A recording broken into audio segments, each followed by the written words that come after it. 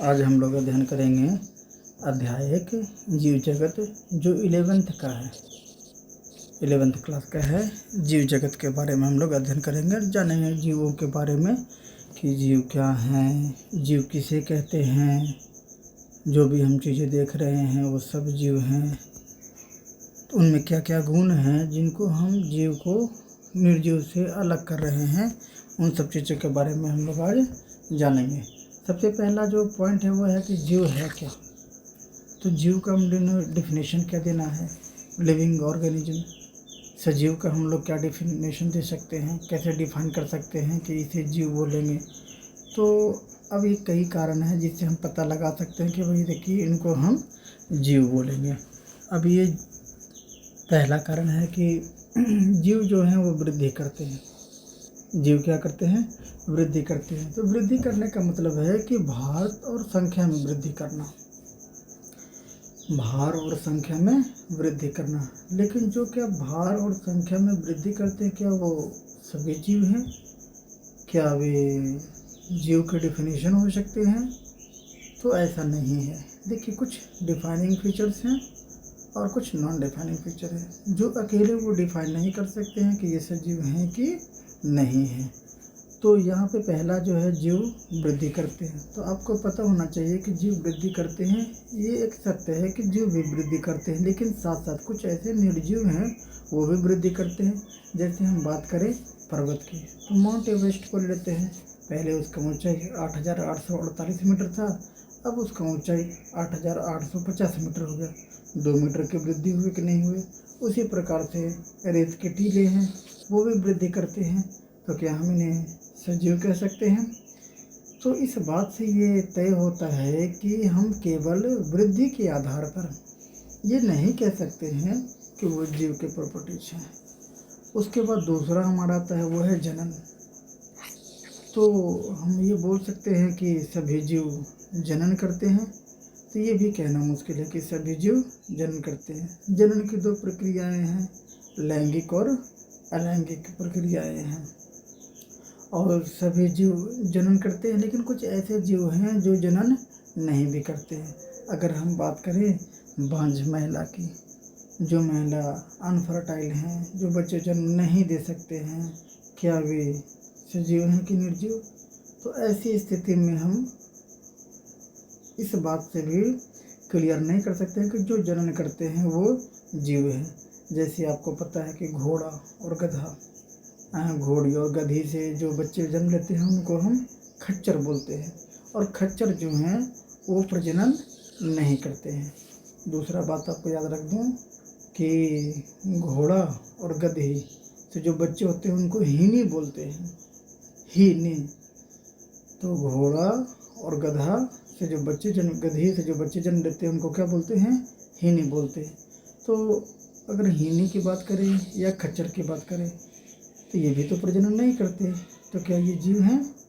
तो ये जीव तो हैं पर प्रजनन नहीं करते। उसी तरीके से बंद कामगार मधुमक्खी, बंद कामगार मधुमक्खी भी प्रजनन नहीं करते हैं। और तीसरा है अनुर्वर मानव युगल, जिनको हम बांझ कहते हैं, ये भी तो प्रजनन नहीं करते हैं। तो क्या हम इन्हें जीव कह सकते हैं? क्या ये डिफाइनिंग फीचर है? Reproduction is defining feature of living organism. क्या ये अकेले ये डिफाइन कर सकता है? तो हम इस बात से तय कर सकते हैं कि देखिए ये भी अकेले तो डिफाइन नहीं कर सकता है कि ये सजीव के डिफिनेशन हो सकता है। अब देखिए डिफाइनिंग फीचर क्या हो सकते हैं। आगे लिखा हुआ है कि जीवों में उपापचयन होता है, मेटाबॉलिक प्रोसेस। जी, जीवों में मेटाबॉलिक प्रोसेस होते हैं। मेटाबॉलिक प्रोसेस का मतलब हो गया कि सजीवों के अंदर होने वाले रासायनिक अभिक्रिया, जो कोशिकाओं में रासायनिक अभिक्रिया होते हैं, चाहे वो ऑक्सीकरण हो या अवकरण हो, इतने सारे चीज़ें बनती हैं। HCl बन रहे हैं, पेप्सिन, ट्रिप्सिन, ये सब लगातार बन रहे हैं। ऑक्सीजन ले रहे हैं, कार्बन डाइऑक्साइड छोड़ रहे हैं, ग्लूकोज टूट रहा है, लगातार कार्बोहाइड्रेट बन रहा है, फैट का निर्माण हो रहा है। ऐसी कई सारी चीज़ें हैं, रासायनिक अभिक्रियाएं हैं जो हमारे शरीर में लगातार चल रही हैं। हजारों क्रियाएं चल रही हैं। तो हम कह सकते हैं कि देखिए ये जो जीव जो हैं वो एकमात्र ऐसे मतलब जीव जो है वो उनमें रासायनिक अभिक्रियाएँ होती हैं जिनको हम मेटाबॉलिक प्रोसेस बोलते हैं, उपापचय क्रिया बोलते हैं। तो उपापचय क्रिया हमारे अंदर होती है, जीवों में उपापचय क्रिया होती है और सभी जीवों में होती है, चाहे वो प्राणियों हो, कवक हो, फंजाई हो, सूक्ष्म जीव हो, इन सब में उपापचय क्रियाएँ होती हैं। तो हम ये उपापचय के आधार पर हम ये कह सकते हैं कि सभी सजीवों में उपापचय की क्रियाएँ होती हैं, मेटाबॉलिक प्रोसेस होते हैं।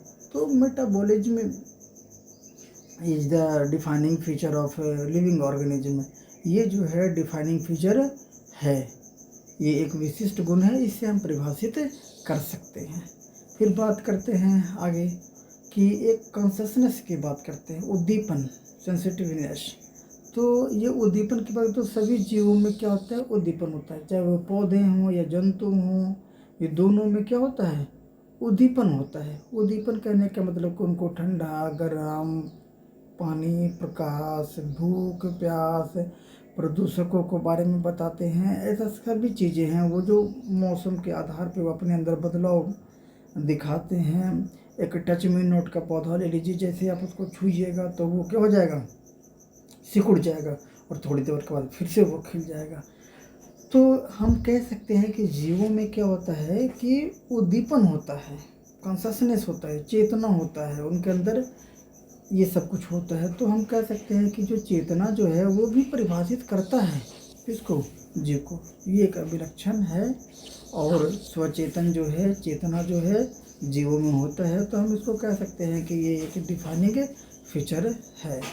तो हमने पढ़ा यहाँ पे डिफाइनिंग फीचर के बारे में कि कौन कौन सी चीज़ें जो है वो अकेले डिफाइन कर सकती हैं। तो हमने वृद्धि के बारे में देखा, तो वृद्धि जो है वो अकेले इस बात को डिफाइन नहीं कर सकते हैं कि वो सजीव हैं। हाँ, लेकिन सजीव वृद्धि करते हैं, लेकिन एक समय के बाद सजीव का वृद्धि करना बंद जाता है। प्लांट की बात करें तो प्लांट का तो पूरे उम्र तक उनके हाइट बढ़ते रहते हैं, ऊंचाई बढ़ते रहते हैं। लेकिन अगर बात करें मानव का, तो मानव का एक समय के बाद ऊंचाई जो होता है रुक सा जाता है। तो क्या जब रुक गया तो वो सजीव नहीं है? तो अकेले जो है वो नहीं कह सकते हैं हम कि जीव वृद्धि करना जो है वो डिफाइनिंग फीचर है लिविंग ऑर्गेनिज्म का, सजीव का जो है वो परिभाषा है, ऐसा नहीं कह सकते। अकेले जनन को भी नहीं कह सकते हैं, है ना। और आगे बात करें उपापचय, तो जी हाँ, उपापचय सजीवों में ही केवल होता है और किसी चीज़ में नहीं होता है। रासायनिक अभिक्रिया, उपापचय का मतलब आप सीधा रखिए chemical reaction within the cell, यानी शरीर के अंदर होने वाले रासायनिक अभिक्रियाएँ, जिनको हम क्या बोलते हैं, उपापचय बोलते हैं। और उपापचय जो है ना वो हजारों रासायनिक अभिक्रियाएँ हमारे शरीर के अंदर चलते हैं। एक डिफाइनिंग फीचर में हम लोगों ने बोला उद्दीपन, है ना। ये उद्दीपन जो है, जो स्वचेतना जो है, ताप है, प्रकाश है, अन्य जीव जो प्रभावित करते हैं जीवों को, तो ये सिर्फ जीवित जीवों को ही प्रभावित कर सकते हैं, है ना। रासायनिक अथवा जैविक हो सकते हैं। तो हम कह सकते हैं कि ये जो है उद्दीपन जो है, स्वचेतना जो है, वो जीवों को परिभाषित करने के लिए अभिलक्षण हो जाती है। फिर आगे हम बात करते हैं जीवों के बारे में। तो एक है जीव जगत में विविधता। अभी जीव जगत में विविधता क्या है, देखिए जैविक विविधता, बायोडाइवर्सिटी। तो पृथ्वी पर जितने भी सारे जीव रहते हैं तो वो अलग संख्या में हैं और अलग अलग प्रकार के हैं। तो जो अलग अलग संख्या, अलग अलग प्रकार जीवों के हैं, एक जाति के हैं, उनको बोलते हैं विविधता। यानी पृथ्वी पर पाए जाने वाले अनेक प्रकार के जीव और उसके संख्या जैव विविधता कहलाते हैं। तो इन्हीं को हम बोलते हैं बायोडाइवर्सिटी। पृथ्वी पर कम से कम तो 1.7 मिलियन से लेकर के 1.8 मिलियन तक के जीव हो सकते हैं, स्पीसीज, जातियाँ हो सकती हैं। 1.7 मिलियन से लेकर के 1.8 मिलियन तक हो सकते हैं। तो इतने सारे जीव हैं। अब इन जीवों के बारे में कैसे कहा जाए, स्थानीय नाम तो अलग अलग हैं। अब जैसे हम लोग अपने यहाँ काऊ बोलते हैं, इंग्लिश में इसको काऊ बोला जाता है, हिंदी में गाय बोला जाता है, कई लोग इसको धेनु बोलते हैं, कई लोग हम लोग साधारण भाषा में, गांव की भाषा में इसको लेरू बोलते हैं। तो इतने सारे नाम हैं, तो इतने सारे नामों के साथ कैसे किया जा सकता है? दुनिया को इन सब के बारे में स्टडी करना है, तो इसके लिए एक द्विनाम पद्धति आया। नाम पद्धति जो कैरोलस लिनियस को श्रेय जाता है कि इन पौधों के, जंतुओं के उन्होंने नाम दिए, और नाम देना जरूरी था ताकि इंटरनेशनली इसको एक्सेप्ट किया जा सके कि भाई ये नाम है, ये बोटेनिकल नाम है और ये जानना जरूरी है, क्योंकि ये बोटेनिकल नेम जो है ना वो पूरे विश्व के लोग जानेंगे, उसको उसी नाम से पहचानेंगे, तो वो हमारे लिए क्या हो जाएगा, आसान हो जाएगा। इसमें नाम को दो भागों में लिखा गया है, ठीक ना, जिसमें एक वंश और दूसरा जाति को संकेत करता है, इसलिए इसको द्विनाम पद्धति कहा गया है। क्या बोला गया है? द्विनाम पद्धति। तो एक में वंश को दर्शाता है और दूसरे में जाति को दर्शाता है।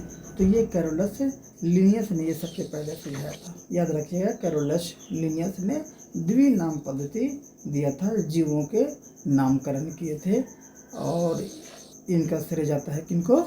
कैरोलस लिनियस के बाद को जाता है श्रेय।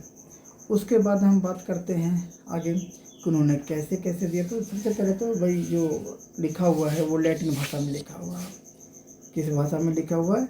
लैटिन भाषा में। और इसके जो अक्षर है ना वो तिरछे लिखे जाते हैं। कैसे लिखे जाते हैं? तिरछे लिखे जाते हैं। जैसे आम का अगर हम बात करें तो आम का वैज्ञानिक नाम क्या होता है?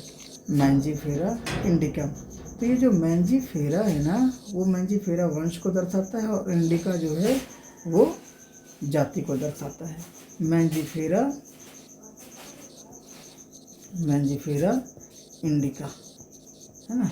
तो मैंजीफेरा जो है वो वंश को दर्शाता है। किसको दर्शाता है? वंश को। और इंडिका किसको दर्शाता है? वो जाति को दर्शाता है। तो आम का हो गया, उसी तरीके से गाय का हो गया बॉस इंडिकास, बिल्ली का हो गया क्या फेलिस इंडिका, ऐसे ही कुछ नाम है। टाइगरस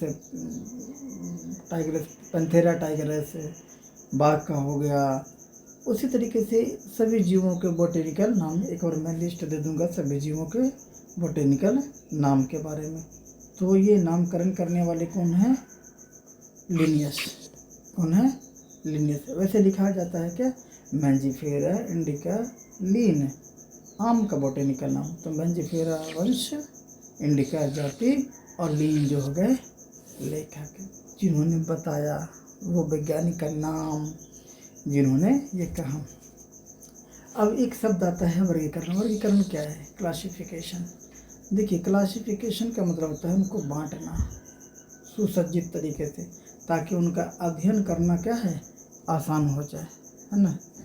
तो इसको भी अलग अलग बांटा गया है ना। इनके वैज्ञानिक शब्दावली को बोलते हैं, वर्गीकरण को टैक्सा बोलते हैं। क्या बोलते हैं? टैक्सा। और टैक्सा से ही बना है टैक्सोनॉमी। और टैक्सोनॉमी का जनक जो है वो कार्लस लिनियस को ही जाता है। वर्गीकरण है ना, पूछा जाता है कि वर्गीकरण विज्ञान के पिता कौन है? वर्गीकरण के पिता कौन है?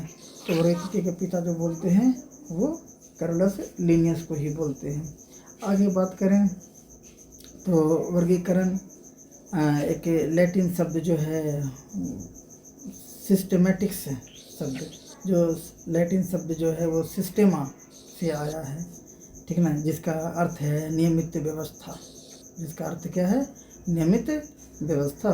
और ये लिनियस ने अपने एक टाइटल सिस्टेमा नेचर चुना है, ठीक है ना, सिस्टेमा नेचर, ये लिनियस से जुड़ा हुआ है। तो आप इस बात को ध्यान रखिएगा। द्विनाम पद्धति जो है ये कैरोलस लिनियस को ही जाता है इसलिए, ठीक है ना। उसके बाद है वर्गीकी। तो वही वर्गीकी टैक्सॉन है ना, व्यवस्था है, इसलिए वर्गीकरण करते हो। तो इसमें क्या है कि पदानुक्रम सोपान होते हैं, जिसमें प्रत्येक सोपान पद अथवा वर्ग को प्रदर्शित करते हैं। चूँकि संवर्ग समस्त वर्गीकी की व्यवस्था, इसलिए इसे वर्गीकी के संवर्ग कहते हैं, ठीक है ना। और ये सारे वर्गीकी संवर्ग मिलकर के क्या बनाते हैं? एक वर्गीकी पदानुक्रम बनाते हैं, ठीक है। तो इनको हम क्या बोलते हैं? वर्ग बोलते हैं, अंग्रेजी में टैक्सॉन बोलते हैं, ठीक है ना। आगे बात करते हैं तो अब जीवों को जो है ना अलग अलग चीज़ों में बांटा गया है।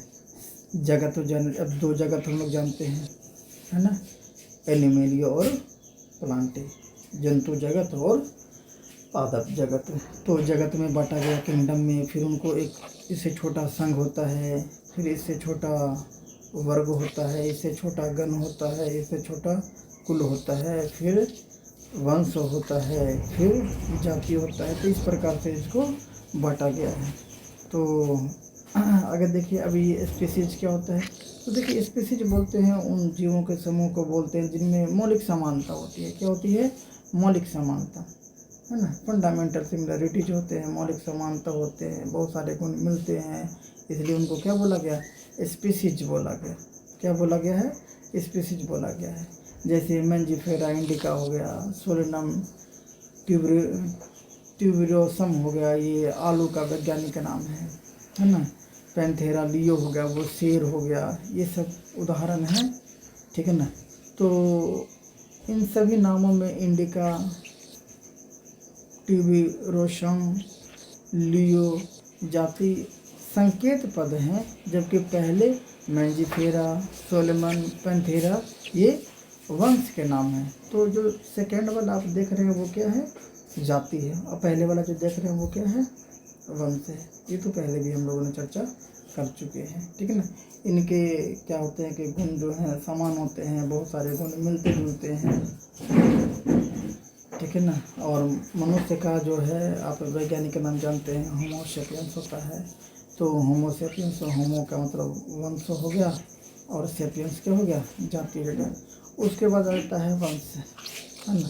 तो वंश तो हम लोग देख लेते हैं। तो वंश किसको बोलते हैं? जिसमें स्पीसीज के वर्ग आ जाते हैं उनको क्या बोलते हैं?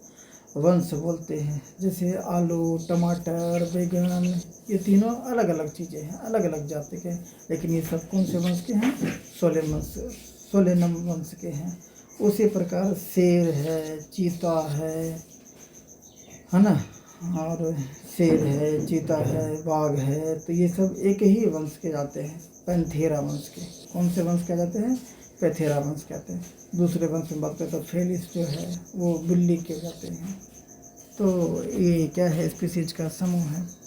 कुछ कुल है, तो कुल की बात कर लें तो कुल जिसके संवर्ग में अधिक से संबंधित वंश आते हैं, जो वंश से संबंधित हो उनको क्या बोलते हैं?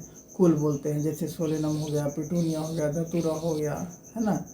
ये सोलेनेसी कुल के होते हैं। किस कौन से कुल के हैं? सोलेनेसी कुल के हैं। तो याद रखिएगा। पैंथेरा जिसमें शेर, बाघ, चीता आते हैं, ये सब, है ना, फेलिडी कुल के हैं। किस कुल के हैं? फेलिडी कुल के। इवन बिल्ली, ये कौन से कुल के हैं? फेलिडी कुल के हैं। तो ये बात आप याद रखेंगे, ठीक है ना। तो आगे हैं गण, है ना, ऑर्डर। अब ये ऑर्डर क्या है? तो ऑर्डर जो है, ये गण जो है वो वंश का समूह है ना। स्पीसीज, वंश, इन सब के तीनों लक्षणों पर आधारित है गण। तो अगर गण का उदाहरण देख लें तो इसमें एक लिखा हुआ कि पादप कुल जो है इसके कोनवोल्व्यूलेसी और सोलेनेसी को पॉलीसोनिएलस गण में रखा गया है, ठीक है ना। तो ये गण है, ठीक है ना। उसके बाद जो पुष्पी जो है अब मुख्य आधार पुष्पी लक्षण है, जबकि प्राणी कार्निवोरा गण में आते हैं, जिनमें फेलिडी और कैनिडी कुलों को समूह को रखा गया है कार्निवोरा में रखा गया। किसमें रखा गया? कार्निवोरा में। उसके बाद जो आते हैं वो आते हैं वर्ग। क्या आते हैं? वर्ग। तो वर्ग जो किससे संबंधित हैं? तो गण से संबंधित हैं। किससे संबंधित हैं? गण से। तो जिसमें उदाहरण करिए प्राइमेटा गण। तो ये प्राइमेटा गण के अंतर्गत जो है बंदर है, गोरिल्ला है, गिबन है, ये सब आते हैं। और कार्निवोरा गण जिसमें बाघ, बिल्ली, कुत्ता आते हैं, उनको मैमेलिया में रखा गया है। किसमें रखा गया है? मैमेलिया में रखा गया है। उसके बाद आता है संघ। किसकी बात करते हैं? संघ की बात करते हैं। तो यहाँ पर देख लीजिए, संघ जो है वो किससे संबंधित होंगे? वर्ग से संबंधित होंगे। संघ जो होंगे वो किससे? वर्ग से। इसमें मछली है, उभयचर है, सरीसृप है, पक्षी है और स्तनधारी आते हैं, है ना। तो अगले उच्चतर संवर्ग जिन्हें संघ कहते हैं का निर्माण करते हैं। इन सभी को एक समान गुणों और पृष्ठ रज्जु यानी नोटोकार्ड तथा पृष्ठीय खोखला तंत्रिका को होने वाले आधार पर कार्डेटासेल में रखा गया है। तो जिनके रज्जु हैं, पृष्ठ रज्जु वाले समान, उनको बोला गया नोटोकार्ड। और जो खोखला तंत्रिका तंत्र वाले हैं, क्या? खोखला तंत्र वाले हैं उनको बोला गया है कार्डेटा, उनको कार्डेटा संघ में रखा गया है। उसके बाद जो आ गए वो है जगत किंगडम। तो किंगडम 2 हिस्सों में, एनिमलिया और क्या प्लांटी। तो इस प्रकार से हमने बांट दिया सभी जीवों को, ठीक है ना। सभी जीवों को क्या कर दिया हमने, बांट दिया। उसके बाद आगे देख लीजिए कुछ बातें और हैं। जैसे हम बात करें तो मानव है, तो उनका वैज्ञानिक नाम होमोसेपियंस, होमोवंस हो गया, होमिनिडी कुल हो गया, प्राइमेट गण हो गया, मेमेलिया वर्ग हो गया, कार्डेटा संघ हो गया। तो ये बात आपको याद रखना है, एनसीईआरटी में है लिखा हुआ और ये उठा करके डायरेक्टली पूछ लेगा। घरेलू मक्खी की बात करें तो इसको बोलते हैं मस्का डोमेस्टिका, जिसका वंश हो गया मस्का, कुल हो गया म्यूसिडी, गण हो गया डिप्टेरा, वर्ग हो गया इंसेक्टा और संघ हो गया ऑर्थोपोडा। उसी तरीके से आम है ना, मैंजीफेरा इंडिका, मैंजीफेरा वंश। ये कौन से कुल कहते हैं, तो एनाकार्डियेसी, याद रखिएगा एनाकार्डियेसी, ये उठा के पूछ सकता है। गण याद रखिएगा सेपिंडेल्स, वर्ग डाइकोटिलिडनी और ये संघ इनके होते हैं एंजियोस्पर्मी। उसी प्रकार से गेहूँ है, गेहूँ का वैज्ञानिक नाम कई बार पूछ चुका है, तो ये बात ध्यान रखिएगा, ट्रिटिकम एस्टिवम और ट्रिटिकम इसके वंश हो गया। कुल हो गया पोएसी कुल को होते हैं, ये कौन से कुल को होते हैं, पोएसी कुल। इनके गण को बोलते हैं पोइलस और इनके वर्ग को बोलते हैं क्या, मोनोकोटिलिडनी। और ये भी क्या संघ आता है, एंजियोस्पर्मी। तो जो एनसीईआरटी में दिया हुआ वो आपसे पूछ सकता है, तो आप एनसीईआरटी वाले को ध्यान में रखिएगा, ये आपसे पूछ लेगा, ठीक है। तो आज इसको यहीं पे फिनिश करते हैं, वीडियो लंबा हो रहा है, तो आप इसको एक बार जो है ना बस निकाल के कुछ नहीं करना है, जैसे जैसे समझाया है वैसे वैसे आपको पढ़ लेना है। और जो इम्पोर्टेंट बात जो एनसीईआरटी का है वो मैंने वीडियो बना दिया कि जो एनसीईआरटी को पढ़ना है आपको एक एक लाइन पढ़ना पड़ रहा है, तो वो आपको केवल सुन लेना है और जिस चीज़ पे हमने ध्यान आकृष्ट कराया है बस उससे ध्यान में रख लेना है। और जो याद करने वाली बातें हैं उसको याद कर लेना है। तो हम समझते हैं कि पहला एक्सरसाइज आपका इसी तरीके से समाप्त हो जाएगा, बहुत आसान है, ठीक ना। तो ये वीडियो लंबा हो रहा है तो आप एक बार इसको देख लेंगे। बहुत बहुत धन्यवाद।